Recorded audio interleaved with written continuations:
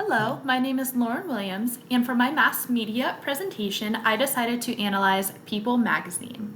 I chose to analyze People magazine because I thought it would be very interesting as a magazine that's geared towards women to analyze this magazine from a woman's perspective.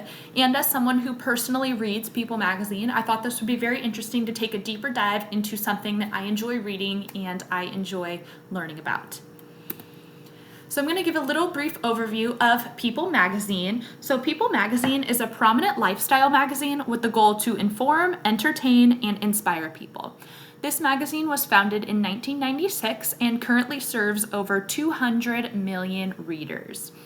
People magazine has a very global presence, but they are currently headquartered in New York City. Some of their prominent sister brands include Better Homes and Gardens, Very Well, and All Recipes. Better Homes and Gardens is a lifestyle homemaking brand that definitely focuses on decor and arts and crafts in the home and other homemaking things like that. All Recipes is, as it seems, lots of different recipes and things that people can try, and some of them are healthier, some of them are desserts, appetizers, you name it, there's recipes for it on All Recipes. And Very Well is going to be a medical blog with articles written by health experts and journalists that are all reviewed by board-certified physicians. So overall, People magazine is encompassing a very broad scope of individuals and a broad scope of purposes as well. People magazine also seeks to inform people about happenings with celebrities, the entertainment industry, with the royals, and human interest stories, as well as just stories and things that happen every day. People's goal is that storytelling can make a true difference in the world. People magazine's primary demographic breakdown is the magazine is often geared towards women aged 18 to 49. 60% of People magazine readers have graduated college, along with 63% of readers owning their home. People is geared more towards middle class or upper middle class households where the husband is the primary breadwinner, as a small amount of women who live in dual income houses read the magazine, which insinuates that these women are homemakers and potentially stay-at-home wives that have the time on their hands to potentially use some of the products described in the magazine or even practice some of the recipes as well. Most of the readers have a household income that's greater than $60,000, which also resonates with the upper middle class and middle class America in this magazine as well. Additionally, only 36% of these readers are working women, which, as I said previously, this is geared more towards stay-at-home moms and wives who can truly utilize the homemaking things that these magazines provide. On to People magazine's characteristics of their content. A lot of their covers are chosen to reflect current interests and oftentimes connect with readers. And the way that People magazine does this is their editorial team utilizes foresight and market research, and they often find exclusive content with visually compelling imagery, and they also utilize these bright, vibrant, and often feminine colors to help catch the eye of these females looking forward to reading this magazine and catching up on all of the gossip in the celebrity world.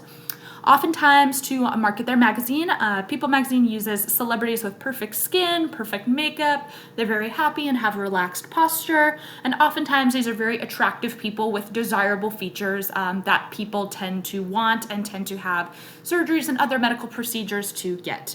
And then they also assume that the reader has an interest in beauty content and often celebrity happenings.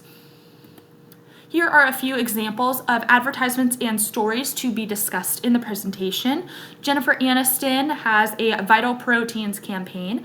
Vital Proteins is a collagen supplement, and Jennifer Aniston is a 56-year-old actress that's attempting to prove how these collagen supplements can improve women's health, and they can be taken daily in water and other beverages. Chrissy Teigen debuts a new cookbook, and she recently spoke with people about her own cookbook and how that is going to relate to some of the sociological concepts discussed.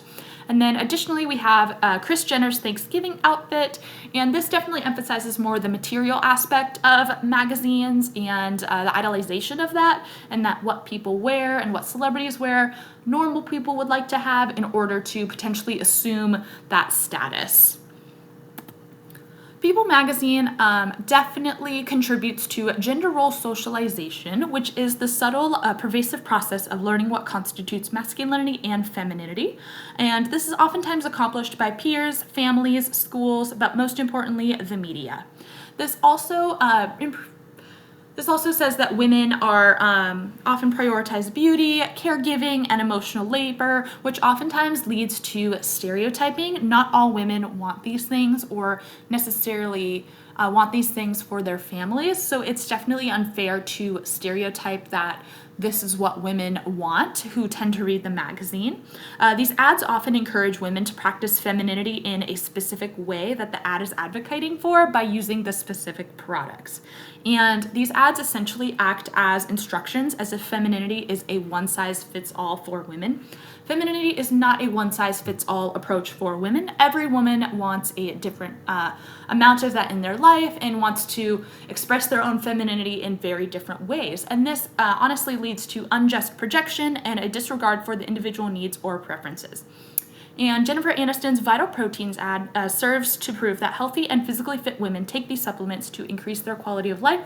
Again, therefore only marketing to that one demographic and generalizing that this could work for all women and specifically marketing this as a feminine supplement, when men could just as well benefit from this supplement as well. Now on to stereotypes. Stereotypes are self-fulfilling prophecies aimed at providing a generalization about certain groups of people. Stereotypes are oftentimes based on race, gender, and ethnicity, but there are various other ways to stereotype people. These are just some of the more common ones that come up in everyday life. Chrissy Teigen is married to singer John Legend. She had an interview with People about creating her new cookbook. As you can tell, she's very happy, very excited about being in the kitchen, and I feel like this definitely contributes to the stereotype that women belong in the kitchen, and that's where women's place in the home and in society and life tend to be. And this definitely reinforces that stereotype as well. Additionally, People magazine does not interview male celebrities who write cookbooks or professional male chefs that write cookbooks. I feel like this also just continues to reinforce the stereotype that women belong in the kitchen and that that's not necessarily a man's profession, when there are plenty of men who do cook and make cookbooks and are world-renowned chefs. These magazines, whether it be People magazine or any other magazine, always bring up the idea of material and non-material culture and subsequently show their influence on one another and on society. Material culture is any physical object that we give social meaning to. So oftentimes expensive jewelry, designer items that are all displayed in People magazine, those definitely contribute to people wanting them and contributing to material culture and the value and the idolization of these material items. Non-material culture is the ideas and beliefs of a group of people. And I feel like material culture can help to shape non-material culture and vice versa. Non-material culture can definitely shape material culture. With regards to Kris Jenner's Thanksgiving outfit, people tend to place too much of an emphasis, as I said, on idolization on the physical things that people have, such as cars, clothes, shoes, accessories. And we obviously all know that the Jenners and the Kardashians are very rich people and that their money has afforded them expensive physical things. And that's amazing and that's great for them. But people oftentimes feel the need to have the same things to feel like they have the same status, even though they do not. And people just put on facades about who they really are, and it definitely leads to a greater emphasis on the material things in life and not the things that matter, such as God and family and other things. Oftentimes, these magazines tend to emphasize the material things, and they just make it worse by these celebrities being able to share their fashion recommendations and everything else. And it's just very unfortunate that that is just the way of the pop culture world. Next, we're going to talk about hegemony. Hegemony is where the ideas of the dominant group are accepted by all. In People magazine, oftentimes celebrities and other famous people have an influence on how us regular people want to live their lives. People continue to idolize these celebrities and I want to be just like them. And oftentimes that comes at a very expensive cost and also can come at a very important relational cost, as in damaging relationships with family and friends in order to become more like these other people you see in magazines and online. So hegemony is essentially just dominant culture. And dominant culture has two components. It has the component of coercion and the component of consent. The component of coercion is where the extent to which someone is being able to be persuaded by the article, by the clothing, by the way of life. And then the component of consent is the point at which someone essentially gives into the coercion and fully believes and fully tries to emulate the lifestyle, the article, the clothing, and all of that. And then this can be especially difficult when there is so much misinformation out there and people are conforming and consenting to the wrong things that may not be entirely true or entirely correct. Mass media has definitely changed the way that people make, distribute, and consume media.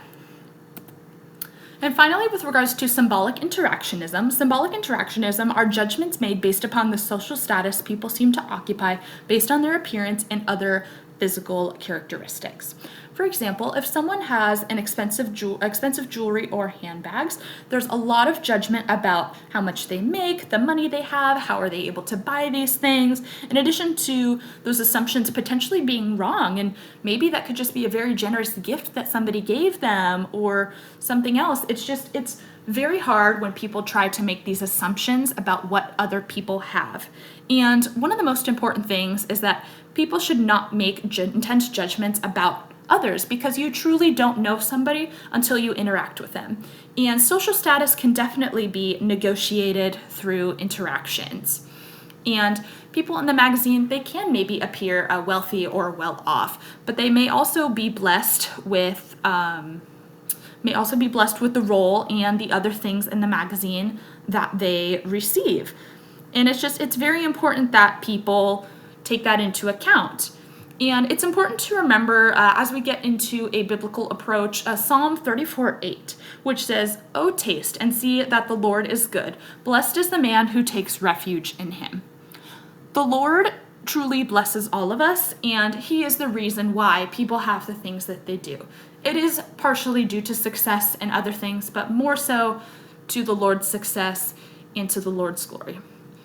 And here are the references that I used to complete this presentation, and thank you very much for listening, and happy holidays. Thank you. Bye-bye.